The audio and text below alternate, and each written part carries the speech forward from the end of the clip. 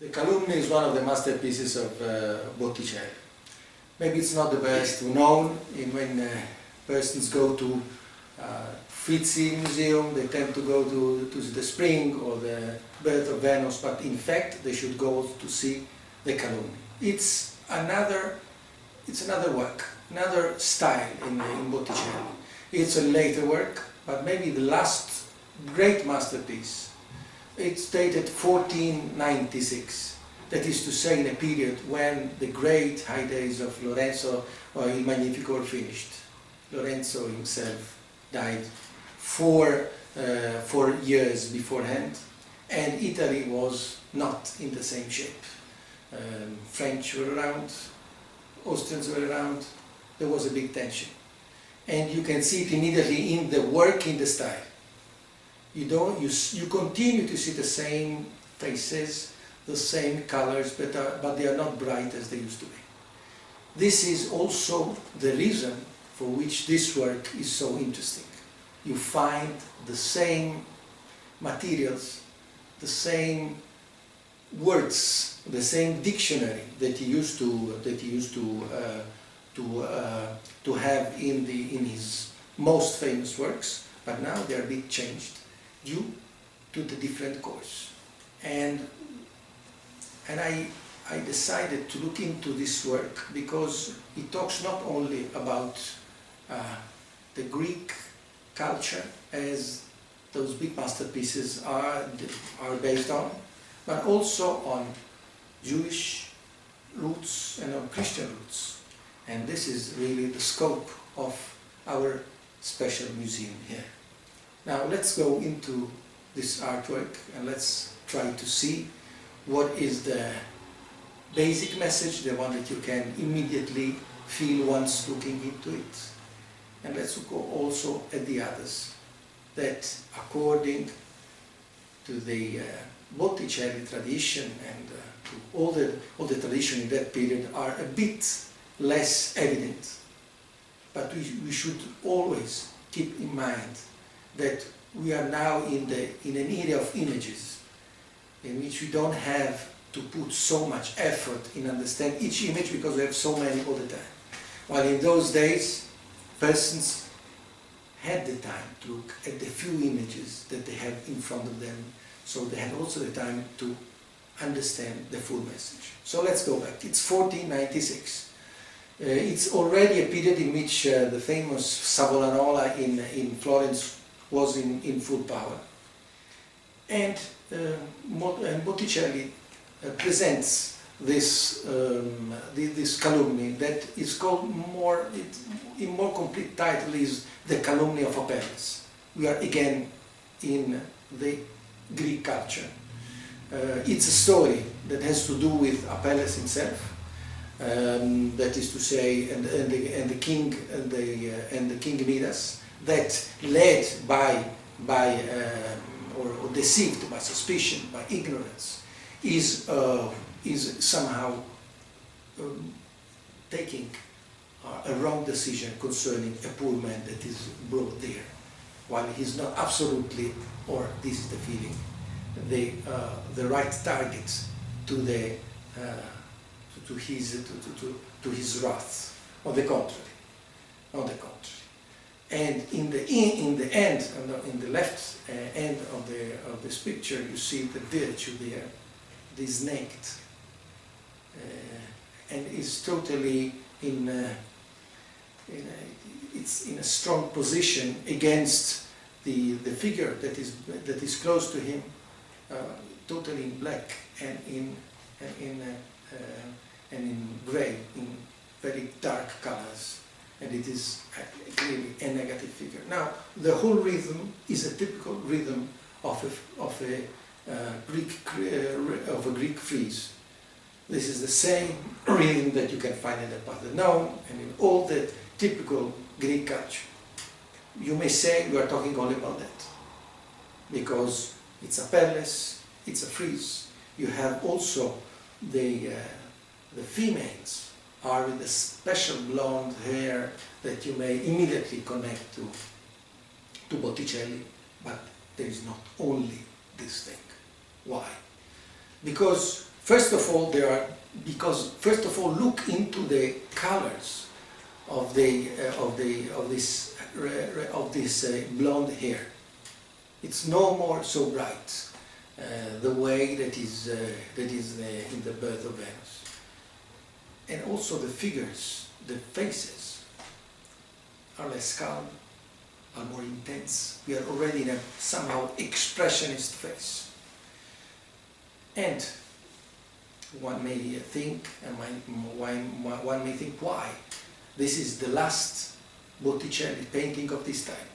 The other Botticelli paintings will be with a much more religious, Christian religious belief in it. It is a period of passage in his own life. You may think also that this is a period in which also Michelangelo, in which other big figures are beginning to appear on the scene, and he's a bit left behind. But he is interested in delivering a very strong message, and this very strong message is not in the large figures, but in all the small figures around, on which one has to put a lot of interest in. There was a period in which it was said that those figures around are just complementary. They don't add anything. That basically all you have to see is this big topos, and all the rest is just as they used to be, a place to create an atmosphere. But no, if you look better into all these single parts, you will see that first of all there are different, or each different figure has a meaning by its own, and basically there is a difference between the different levels of the figures in the painting. At the bottom end, down, there are more works that are connected to the Greek mythology.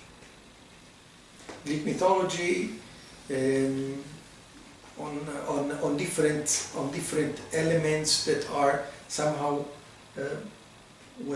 how may I say, it's on a work that is connected to irrationality here down, while the big figures, the ones that are above, are figures that are the most famous ones, if you want, in the three big cultures. There is Moses there, there is David there, but there are also from the Christian tradition great figures that symbolize their presence in this situation.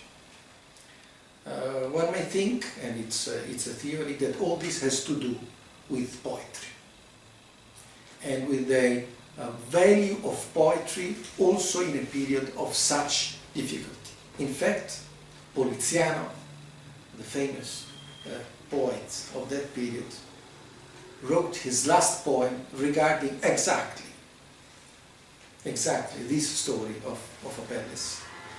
And therefore you may connect to that.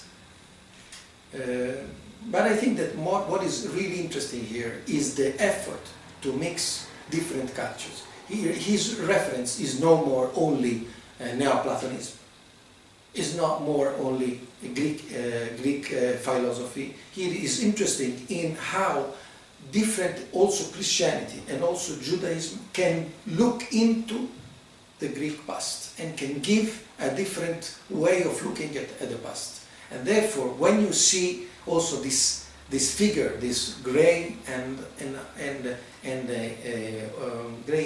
black figure that is looking at this picture, you see that there is something that has very strong similarity to a certain type of monk. It's not a monk of any type, a certain type of monk that is looking with a bad feeling on this virtue typical of the Greek culture. There is what he doesn't appreciate. There was what he doesn't want to see, Botticelli. Want to see a connection between this culture, not a position so negative to this past. And at the end of the day, all this comes together into one single message. Let's look at the reality. Let's look correctly at the reality, with all the elements, with all the basic values that come from all the traditions, not only from the Neo-Platonism, but with all the traditions. And let's in this way be able to find the correct answer to the difficulty of the time that we are living. I think that it is very important from this point of view that this painting was commissioned and was given to a friend of Botticelli, a banker that was supposed, Segni, that was working on behalf of, obviously, of the Medici, but that was supposed to go and to be in strong connection with the church in Rome. Therefore, the message was given to him for the Roman Church, for Julius II the Pope. Let's be in touch with all these cultures and let's take the good of whatever we have there from all the cultures, and in this way we'll be able to go over this difficult period and change also the attitude of the church that was being so connected for a certain period to humanism, was not able to bring over the pure Christian and Jewish values that are behind there. Let's renew it, but renew it in a way in which multiculturalism becomes a real basis for the future of the church.